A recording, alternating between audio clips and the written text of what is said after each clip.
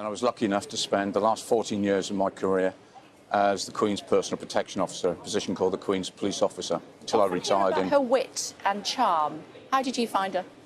Oh, I would give you 101 examples of her wit and her charm. And would you like some? Yes, please. Oh, yes, please. Go for it. Yeah, well. 1 o'clock. OK. But one of my favourite stories is when we were at Balmoral, and the Queen used to go up there in May to Craiggowan House and just stay there privately for a weekend. And she would go out at lunchtime for picnics, and very often it would just be the police officer and Her Majesty. And one of the picnics I went out with her, we had a lovely picnic and a lovely chat, and then we went for a little walk, just the two of us. And normally on these picnic sites, you meet nobody, but there was two hikers coming towards us, and the Queen would always stop and say hello. And it was two Americans on a walking holiday.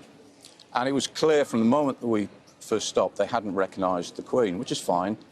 And the American gentleman was telling the Queen where he came from, where they were going to next, and where they'd been to in Britain. And I could see it coming, and sure enough, he said to Her Majesty, "And where do you live?" And she said, "Well, I live in London, but I've got a holiday home just the other side of the hills." And he said, "Well, how often have you been coming up here?" "Oh," she said, "I've been coming up here ever since I was a little girl, so over 80 years.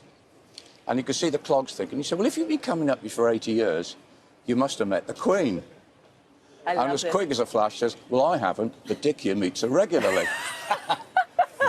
So the guy said to me, "Oh, you've met the Queen, what's she like?" And because I was with her a long time and I knew I could pull a leg, I said, "Oh, she can be very cantankerous at times, but she's got a lovely sense of humour." Anyway, the next thing I knew, this guy comes round, puts his arm around my shoulder, and before I could see what was happening, he gets his camera, gives it to the Queen, and says, "Can you take a picture of the two of us?"